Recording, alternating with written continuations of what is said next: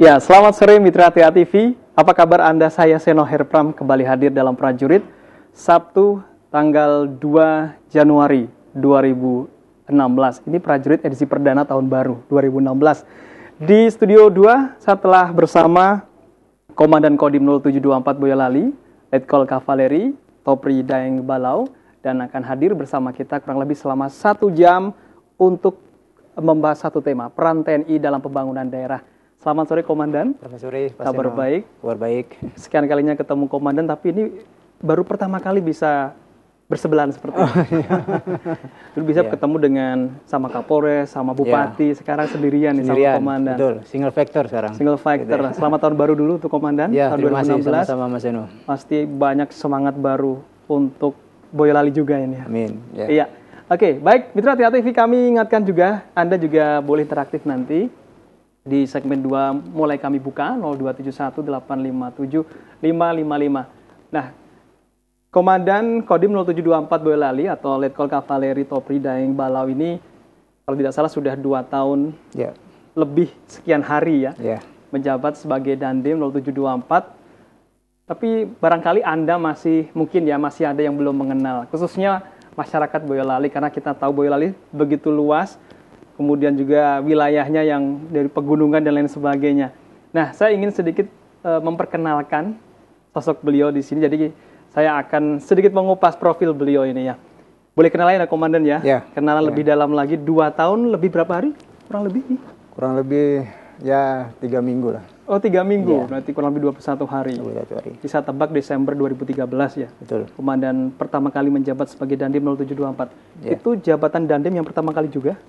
Itu jabatan Dandim yang pertama, betul. Sebelumnya Komandan, mungkin bisa sedikit ada penjelasan perjalanan karir Komandan di TNI ini? Oh ya, terima kasih Mas Seno. Jadi mungkin saya perkenalkan diri dulu. Tadi dari Mas Seno mungkin warga Boyolali khususnya ada yang mungkin belum mengenal saya, walaupun saya disampaikan tadi sudah 2 tahun lebih. Nama saya Letnan Kolonel Kavaleri Topri Daeng Balau. Tanggal lahir saya 12 Maret 1975, saya lahir di Ujung Pandang. Kemudian saya sudah berkeluarga, istri 1 dan anak 2, dan domisili saya itu di rumah dinas Komandan Kodim, tempatnya di samping Makodim Boyolali. Adapun perjalanan dinas saya lulusan Akademi Militer tahun 96. Ya. Setelah itu penugasan pertama saya itu di Kodam Jaya, Jayakarta.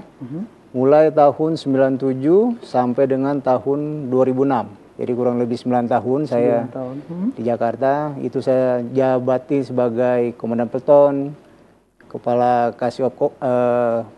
Sesi Operasi, Komandan Kompi, termasuk juga saya menjabat dan Ramil itu 2 kali di Tangerang maupun di Jakarta Selatan.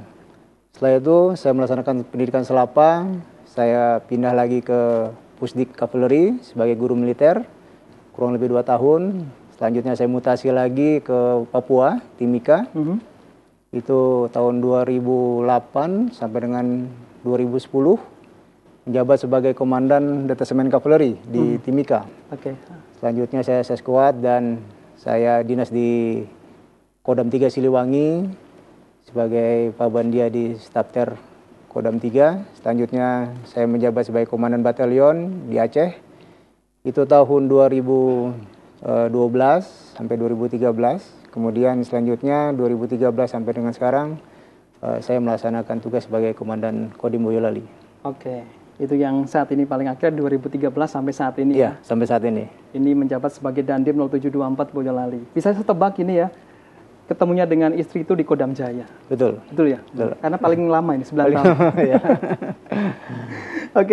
Nah 2 tahun lebih 3 minggu katakanlah seperti itu. Sudah cukup mengenal wilayah Kabupaten Boyolali atau kota susu ini? Iya, sudah cukup, Pak. Sudah cukup. Seperti apa menurut Komandan ini? Dari wilayahnya, dari masyarakatnya barangkali?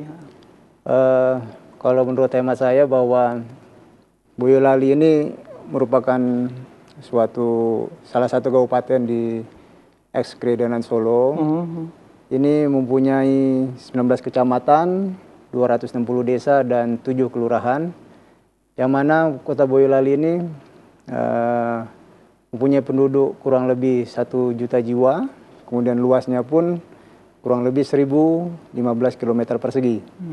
Berbatasan di sebelah utara itu dengan Kabupaten Semarang, dengan Grobogan, kemudian sebelah timurnya dengan Solo, kemudian dengan Karanganyar, sebelah selatannya juga dengan Sukoharjo, Klaten, kemudian sebelah baratnya dengan Magelang. Dari kondisi geografinya bahwa Boyolali ini terdapat dataran tinggi maupun dataran rendah, di mana dataran tinggi itu terdapat dataran tinggi Gunung Merbabu dan Merapi.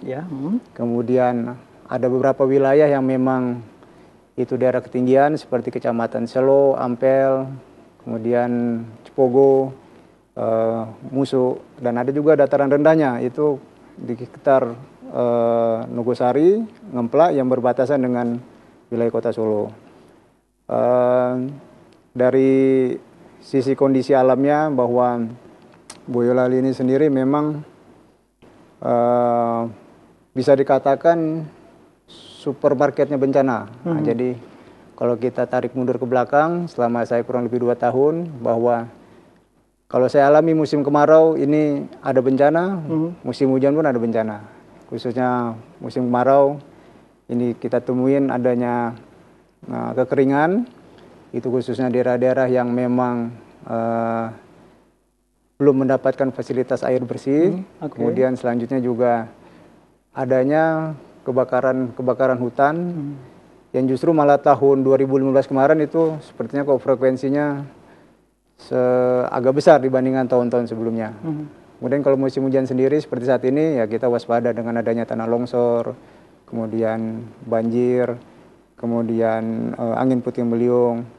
Dan dalam siklus tahunan juga, mungkin siklus 5 tahun sekali kita juga siaga erupsi Merapi. Demikian. Oke, jadi kalau kita bicara dengan Boyolali itu lebih kepada bahwa ini wilayah yang memang rawan bencana. Ya, gitu betul, ya Komandan betul, ya. Karena ada di daerah perbukitan atau gunung Merapi, Merbabu semacam itu. Betul. Kalau kita coba kaitkan dengan tindakan-tindakan yang barangkali akan merongrong NKRI, kira-kira rawan tidak untuk wilayah Boyolali untuk bisa menumbuhkan sifat-sifat semacam itu? Kalau dikaitkan dengan seperti itu, bahwa Boyolali ini bisa dikatakan tidak terlalu bermasalah terhadap dengan adanya kondisi geografi dari Boyolali itu sendiri. Misalnya tumbuhnya ISIS, misalnya semacam itu, kira-kira tidak? Menurut saya tidak, karena walaupun letak geografinya seperti itu, ada yang dataran tinggi, dataran rendah, itu kan tetap kita memantau situasi dengan aparat kita, berkoordinasi dengan instansi terkait di wilayah. Oke.